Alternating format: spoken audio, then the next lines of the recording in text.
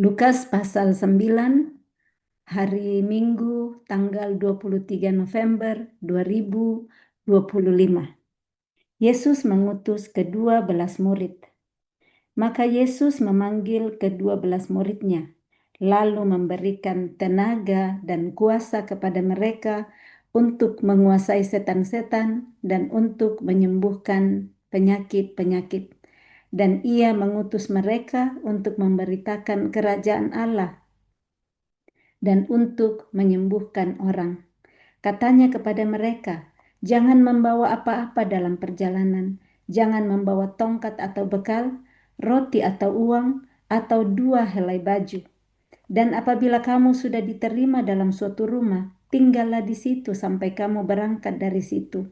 Dan kalau ada orang yang tidak mau menerima kamu, keluarlah dari kota mereka dan kebaskanlah debunya dari kakimu sebagai peringatan terhadap mereka. Pergilah mereka dan mereka mengelilingi segala desa sambil memberitakan Injil dan menyembuhkan orang sakit di segala tempat. Ini perikop pertama dari Lukas 9, di mana saya lihat ada 12 perikop keseluruhan di pasal 9 ini, Lukas. Di perikop pertama, Yesus mengutus ke-12 murid. Nah, di pembacaan sebelumnya kita sudah lihat bagaimana Yesus semalam-malaman berdoa sebelum dia memilih ke-12 rasulnya ini.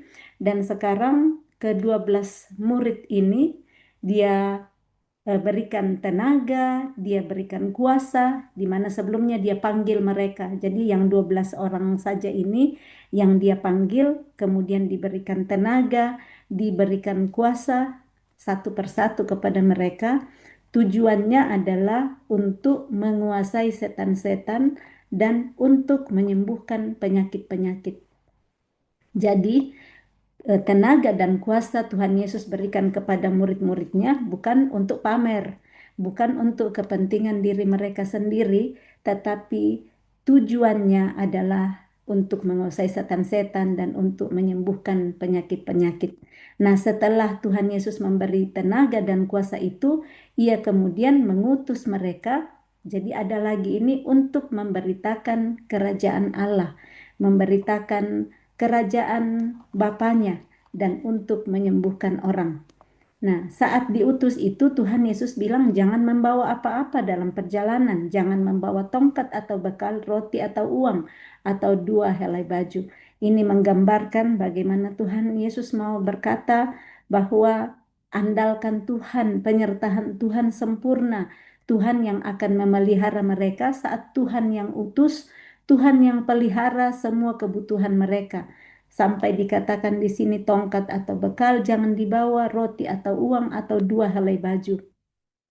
Menggambarkan di sini bagaimana saat Tuhan mengutus kita, Tuhan mengirim kita ke satu tempat atau untuk melayani seseorang, andalkan Dia, andalkan Tuhan, bukan kekuatan kita sendiri, bukan kepintaran kita sendiri, bukan hikmat kita sendiri, tetapi hikmat, kekuatan, kuasa yang asalnya daripada Tuhan, pemeliharaan Tuhan yang akan menyertai setiap murid-muridnya. Dan kita hari ini, kalau kita mau menerima Tuhan Yesus mempercayakan kepada kita untuk pelayanan di satu tempat tertentu, bukan hanya yang jauh dari tempat kita, mungkin tetangga kita, intinya di sini bagaimana mempercayai Tuhan dengan segenap hati, tidak mengandalkan diri sendiri.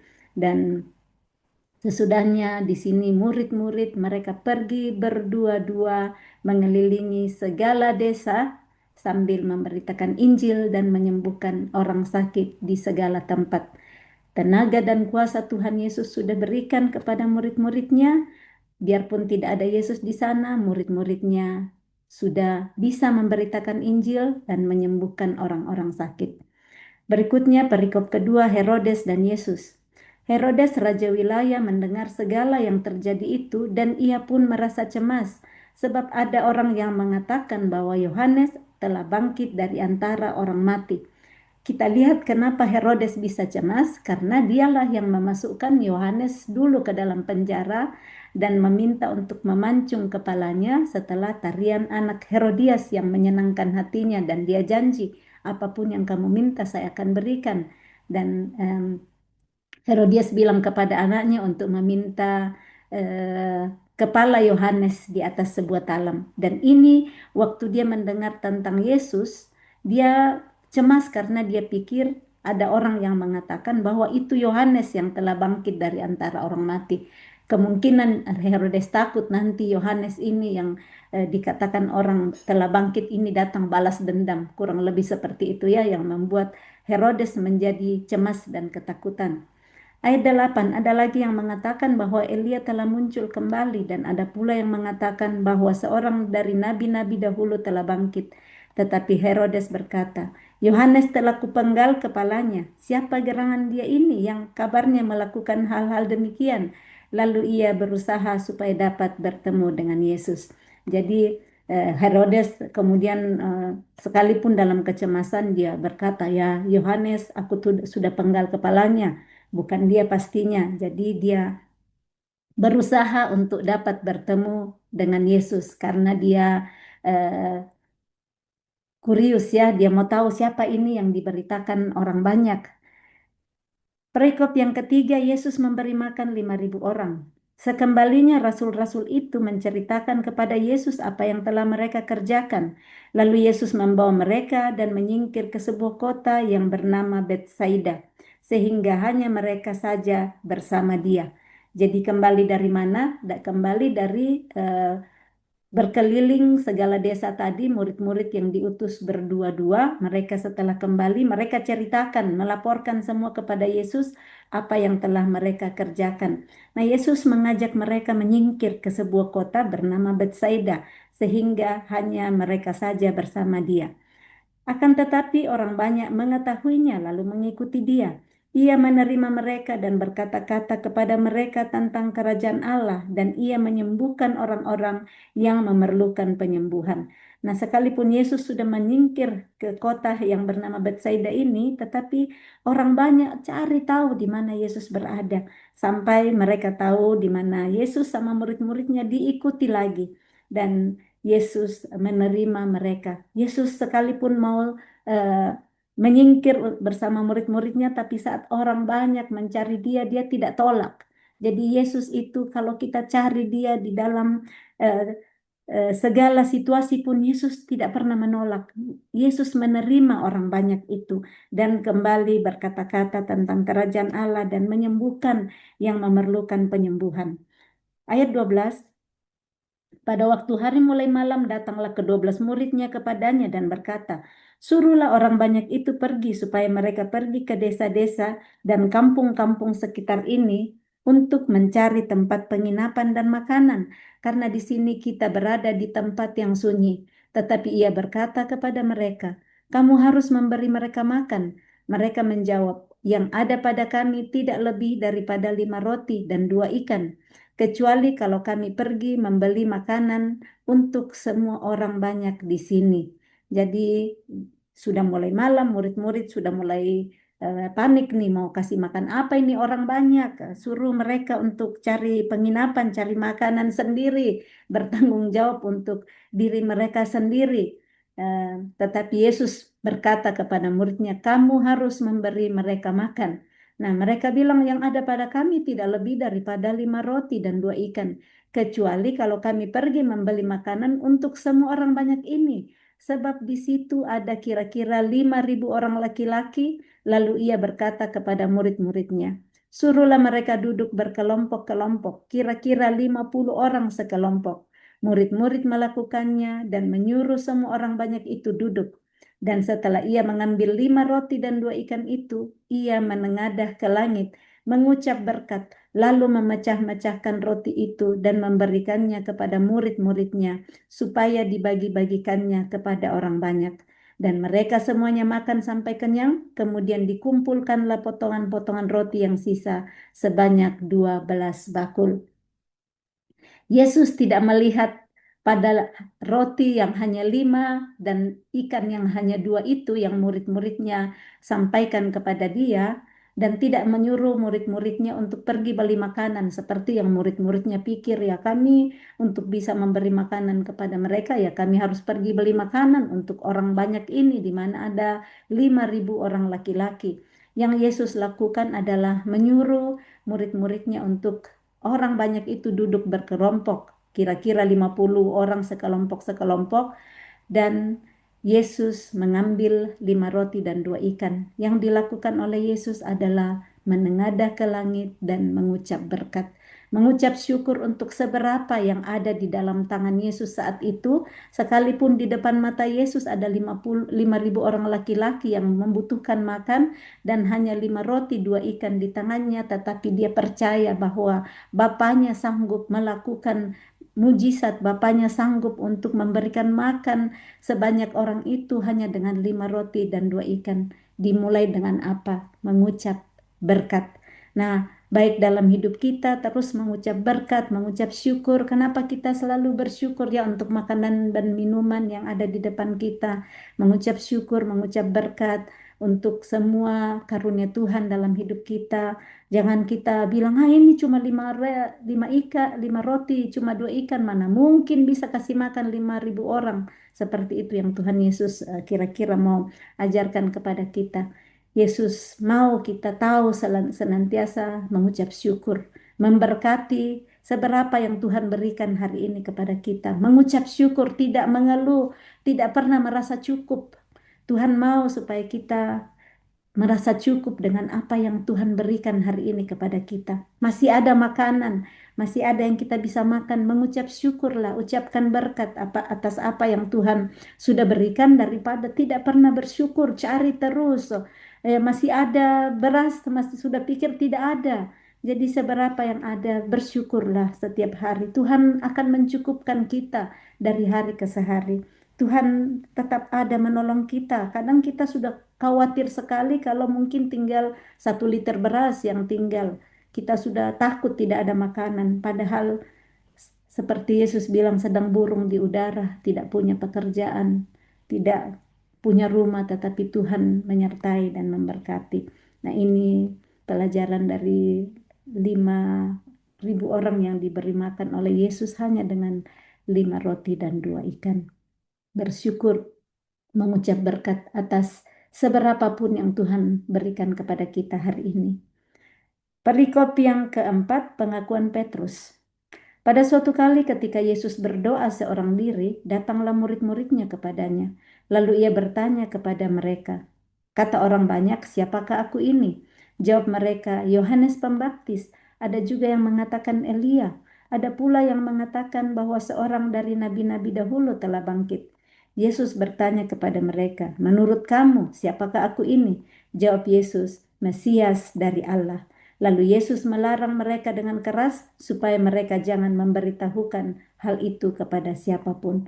Ini yang bagaimana orang mengenal Yesus ya. Ada orang yang mengenal Yesus, mengira Yesus adalah Yohanes Pembaptis. Ada yang mengatakan Elia. Jadi di sini murid-murid Yesus ditanya kepada mereka langsung oleh Yesus, kalau menurut kamu siapa aku? Karena menurut orang banyak ada yang bilang Yohanes Pembaptis, ada yang bilang Elia, ada yang bilang nabi-nabi yang dahulu yang sudah bangkit, dan dia tanya kepada muridnya, siapakah aku? Dan Yesus mendapat jawaban dari Petrus, katanya Mesias dari Allah. Dan di sini Yesus melarang keras kepada mereka untuk tidak memberitahukan hal itu kepada siapapun, bahwa dia adalah Mesias dari Allah. Perikop yang kelima, pemberitahuan pertama tentang penderitaan Yesus dan syarat-syarat mengikut dia. Dan Yesus berkata, anak manusia harus menanggung banyak penderitaan dan ditolak oleh tua-tua, imam-imam, kepala dan ahli-ahli Taurat, lalu dibunuh dan dibangkitkan pada hari ketiga. Katanya kepada mereka semua, setiap orang yang mau mengikut aku, ia harus menyangkal dirinya, memikul salibnya setiap hari, dan mengikut aku. Jadi ini pemberitahuan yang pertama tentang penderitaan Yesus. Dia memberitahukan kepada murid-muridnya bahwa anak manusia itu akan menanggung, harus, jadi ada kata harus di sini, menanggung banyak penderitaan dan akan ditolak oleh tua-tua, imam-imam kepala dan ahli-ahli Taurat, bahkan lalu dibunuh nantinya dan dibangkitkan pada hari ketiga. Di akhir berita itu ada harapan dia dibangkitkan pada hari ketiga. Dan syarat yang Yesus sampaikan mengikut dia adalah setiap orang yang mau mengikut aku, ia harus menyangkal dirinya, memikul salibnya setiap hari, dan mengikut aku. Ayat 24, karena barang siapa mau menyelamatkan nyawanya, ia akan kehilangan nyawanya. Tetapi barang siapa kehilangan nyawanya karena aku, ia akan menyelamatkannya. Apa gunanya seorang memperoleh seluruh dunia, tetapi ia membinasakan atau merugikan dirinya sendiri? Sebab barang siapa malu karena aku dan karena perkataanku, anak manusia juga akan malu karena orang itu. Apabila ia datang kelak dalam kemuliaannya dan dalam kemuliaan Bapa dan malaikat-malaikat kudus. Aku berkata kepadamu, sesungguhnya di antara orang yang hadir di sini ada yang tidak akan mati sebelum mereka melihat kerajaan Allah. Jadi syarat yang Yesus sampaikan langsung di sini untuk mengikut dia adalah di ayat 23. Setiap orang yang mau mengikut aku. Jadi itu pilihan, orang mau atau tidak mau. Nah, yang mau mengikut Yesus, syaratnya adalah ia harus menyangkal dirinya, memikul salibnya setiap hari dan mengikut aku. Menyangkal dirinya bagaimana? Ada kemauan dalam hati, tetapi harus dicocokkan dengan kemauan Yesus. Begitu banyaknya kemauan dalam hati kita. Kita mau ini, kita mau itu. Tetapi kalau Tuhan berkata, bukan bagianmu di situ. Hari ini engkau bikin ini saja. Padahal kita mau mungkin pergi ke satu tempat. Nah, sangkal diri di situ. Dan oke Tuhan, kalau Tuhan mau saya tinggal, saya tidak tinggal. Atau kalau Tuhan suruh saya pergi, saya pergi. Atau kadang kita tidak mau lakukan sesuatu, tapi Tuhan suruh. Nah kita bisa bilang, saya tidak mau Tuhan, tetapi karena Engkau yang suruh. Kalau kita ingat seperti Petrus waktu dia diminta Tuhan Yesus untuk menebarkan jalannya pagi-pagi, Petrus bilang, saya sudah semalam-malaman, kami sudah semalam-malaman cari ikan. Mereka adalah profesional menjala ikan, tetapi tidak ada. Nah, kalau apalagi kalau pagi-pagi seperti itu, tidak pernah mereka cari ikan pagi-pagi. Tetapi karena Yesus yang suruh, ini yang namanya menyangkal diri. Yang Yesus suruh, itu yang dilakukan. Sekalipun pengertian kita, apa yang kita tahu sebelumnya yang selama ini kita terus lakukan karena menurut kita seperti itu yang baik. Semua yang eh, sudah kita lakukan berpuluh-puluh tahun, tetapi saat Tuhan Yesus membukakan kebenaran kepada kita untuk tidak lakukan lagi, apakah kita mau sangkal diri kita? Apakah kita mau pikul salib kita untuk tidak melakukan lagi karena itu bukan kebenaran seperti yang Tuhan Yesus mau? Itulah yang disebut sangkal diri. Menyangkali apa yang kita mau sendiri, kita pikul salib kita setiap hari. Seperti inilah yang orang yang Tuhan Yesus bilang mengikut dia. Maaf. Kita masuk ke perikop yang keenam. Yesus dimuliakan di atas gunung. Kira-kira 8 hari sesudah segala pengajaran itu, Yesus membawa Petrus, Yohanes, dan Yakobus lalu naik ke atas gunung untuk berdoa. Jadi 8 hari sesudah Yesus mengajari murid-murid, memberitahukan bahwa akan ada penderitaan yang Yesus alami, syarat-syarat mengikut dia. 8 hari sesudah itu, Yesus membawa 3 orang muridnya, Petrus, Yohanes, dan Yakobus, naik ke atas gunung untuk berdoa.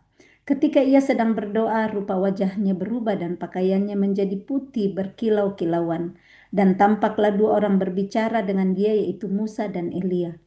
Keduanya menampakkan diri dalam kemuliaan dan berbicara tentang tujuan kepergiannya yang akan digenapinya di Yerusalem. Jadi tujuan kepergian Yesus yaitu akan pergi nantinya ke Yerusalem.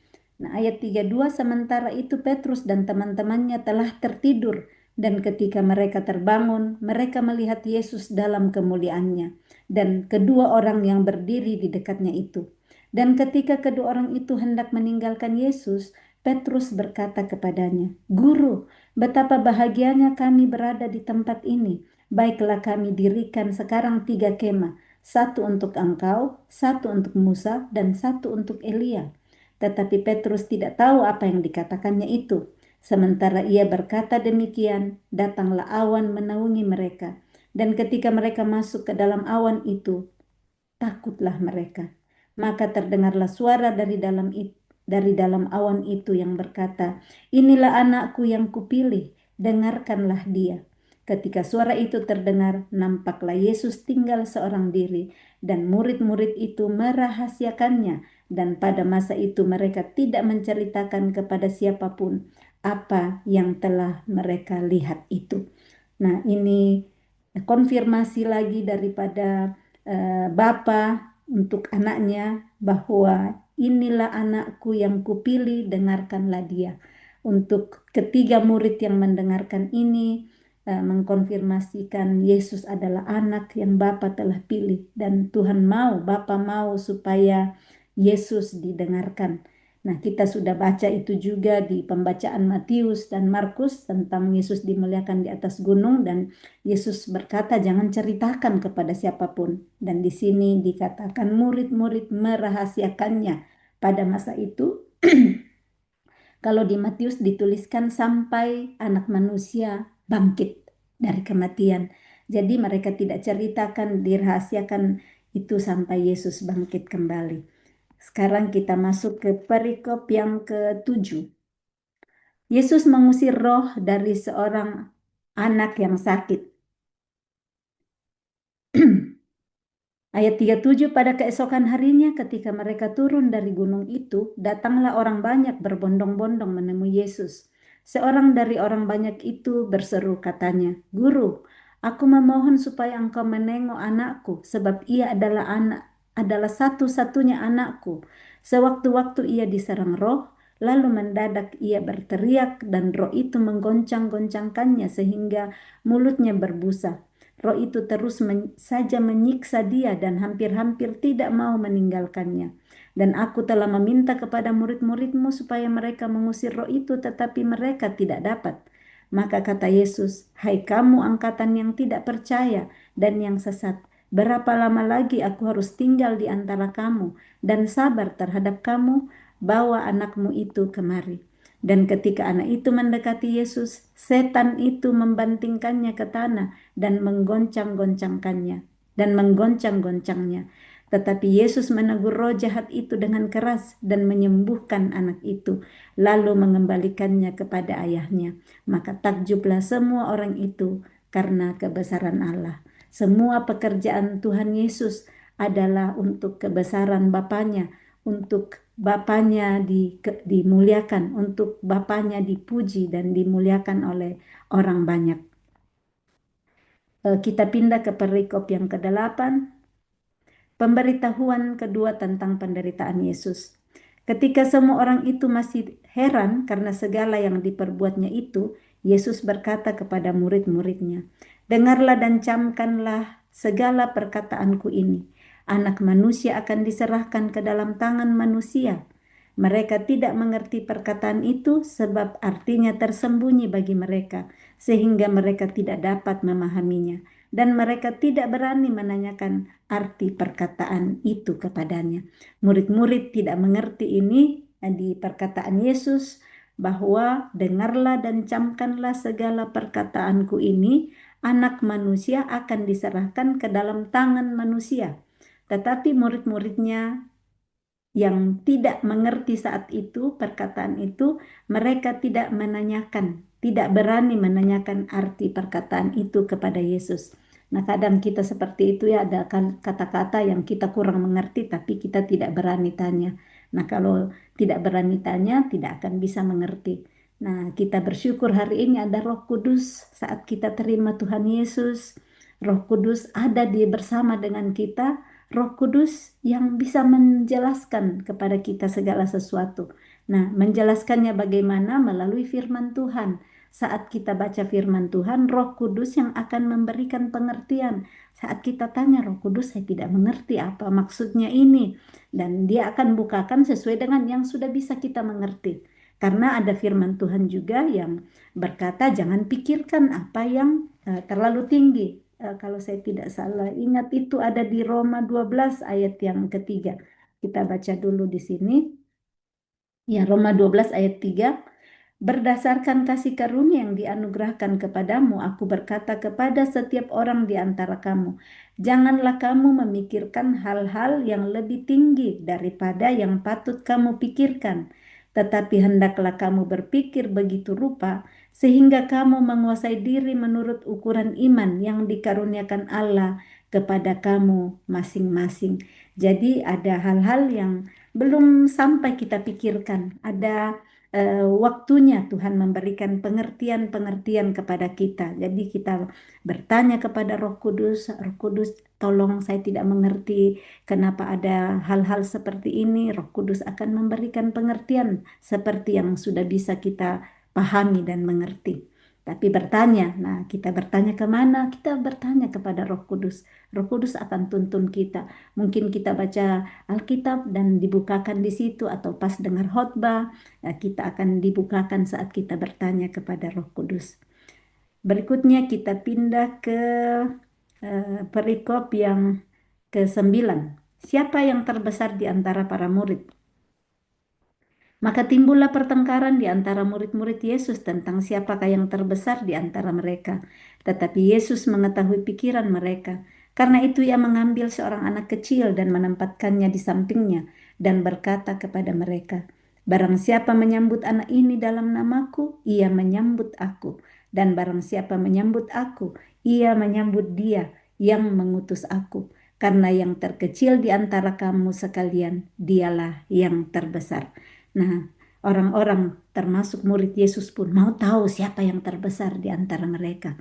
Nah, Tuhan Yesus di pengajaran yang lain sudah berkata, ya siapa yang mau menjadi yang terbesar, yang terkemuka, hendaklah yang menjadi hamba, yang melayani, yang terkecil. Orang-orang selalu mencari siapa yang terbesar, yang nomor satu. Nah, Tuhan berkata bahwa di sini mengambil contoh seorang anak kecil. Kalau barang siapa yang menyambut anak kecil ini dalam nama Tuhan, menyambut Yesus, dan yang menyambut Yesus, dia juga menyambut Bapa yang mengutus dia. Karena yang terkecil di antara kamu sekalian, dialah yang terbesar. Nah, cara kerajaan surga melihat, mungkin dalam pandangan manusia, hina yang terkecil, tetapi di dalam pandangan Tuhan yang terbesar. Dan yang mungkin tinggi sekali di depan manusia, itu terkecil di dalam kerajaan sorga. Kita pindah ke perikop yang ke-10. Seorang yang bukan murid mengusir setan. Yohanes berkata, Guru, kami lihat seorang mengusir setan demi namamu. Lalu kami cegah orang itu karena ia bukan pengikut kita. Yesus berkata kepadanya, jangan kamu cegah, sebab barang siapa tidak melawan kamu, ia ada di pihak kamu. Jadi Yesus tidak mengatakan kepada murid-muridnya, jangan cegah orang yang pakai namanya untuk menyembuhkan penyakit. Karena kalau mereka tidak melawan mereka, ya maksudnya tidak, sebab barang siapa tidak melawan kamu, ia ada di pihak kamu. Jadi tidak melawan, mereka pakai nama Yesus untuk mengusir setan, karena tidak mungkin mereka bisa menyembuhkan itu kalau bukan kuasa Yesus yang bekerja. Nah, di sini Yesus bilang jangan cegah, karena menurut murid-muridnya eh, mereka mau mencegah orang itu. Jadi masing-masing orang yang mungkin sekalipun kurang mengerti, mereka tidak ikut jadi pengikut Yesus, tetapi mereka mendengar kuasa Yesus untuk menyembuhkan setan, mereka pakai nama Yesus dalam nama Tuhan Yesus dan kuasa Yesus bisa terjadi di sana. Perikop ke-11, Yesus dan orang Samaria. Ketika hampir genap waktunya Yesus diangkat ke sorga, ia mengarahkan pandangannya untuk pergi ke Yerusalem, dan ia mengirim beberapa utusan mendahului dia. Mereka itu pergi lalu masuk ke suatu desa orang Samaria untuk mempersiapkan segala sesuatu baginya. Tetapi orang-orang Samaria itu tidak mau menerima dia karena perjalanannya menuju Yerusalem. Ketika dua muridnya, yaitu Yakobus dan Yohanes, melihat hal itu, mereka berkata, "Tuhan, apakah Engkau mau supaya kami menyuruh api turun dari langit untuk membinasakan mereka?" Akan tetapi ia berpaling dan menegur mereka, lalu mereka pergi ke desa yang lain. Ini tentang orang Samaria, di mana Yesus sudah mengarahkan pandangan untuk perjalanan ke Yerusalem. Tuhan kirim dulu beberapa utusan untuk mendahului murid-muridnya, dan mereka pergi masuk di suatu desa orang Samaria dan untuk mempersiapkan segala sesuatu bagi Yesus, tetapi orang-orang Samaria itu tidak mau menerima dia. Jadi karena perjalanan menuju ke Yerusalem itu melewati kampung orang Samaria. Nah, di sini mereka tidak mau menerima Yesus nantinya yang akan lewat di situ. Murid-muridnya ini marah, Yakobus dan Yohanes. Mereka balik bertanya kepada Tuhan, apakah Engkau mau kami menyuruh api turun dari langit? Ya kan tadi sudah diberi tenaga, diberi kuasa, mereka percaya. Kalau kami minta api turun dari langit, bisa membinasakan orang-orang Samaria yang tidak mau menerima Yesus di dalam perjalanannya. Tetapi bagaimana reaksi Yesus? Yesus berpaling dan menegur murid-muridnya. Maksudnya, Yesus bilang, "Kenapa kamu mau minta api turun dari langit membinasakan mereka? Kita bisa pergi ke desa yang lain, kita bisa melewati desa yang lain." Ayat 56 ini, lalu mereka pergi ke desa yang lain. Jadi Yesus nggak jadi melewati kampung Samaria ini, tetapi dia mengambil jalan yang lain. Tuhan tidak mau mencari persengketaan kali ini ya. Yesus cari jalan damai, dia tidak marah karena ditolak di desa orang Samaria, tetapi dia mengambil jalan yang lain. Dia tidak ikuti murid-muridnya yang sudah mau membalas dengan kemarahan. Dia menenangkan mereka, menegur mereka, dan mereka mengambil jalan lain untuk melanjutkan perjalanan ke Yerusalem. Perikop yang terakhir, perikop yang ke-12, hal mengikut Yesus. Ketika Yesus dan murid-muridnya melanjutkan perjalanan mereka, berkatalah seorang di tengah jalan kepada Yesus, "Aku akan mengikut engkau kemana saja engkau pergi." Yesus berkata kepadanya, "Serigala mempunyai liang dan burung mempunyai sarang, tetapi anak manusia tidak mempunyai tempat untuk meletakkan kepalanya." Lalu ia berkata kepada seorang lain, "Ikutlah aku." Tetapi orang itu berkata, "Izinkanlah aku pergi dahulu menguburkan Bapakku." Tetapi Yesus berkata kepadanya, "Biarlah orang mati menguburkan orang mati, tetapi engkau pergilah dan beritakanlah kerajaan Allah di mana-mana." Dan seorang lain lagi berkata, "Aku akan mengikut engkau Tuhan, tetapi izinkanlah aku pamitan dahulu dengan keluargaku." Tetapi Yesus berkata, "Setiap orang yang siap untuk membajak tetapi menoleh ke belakang, tidak layak untuk kerajaan Allah." Amin. Selamat hari Minggu. Tuhan Yesus memberkati. Shalom.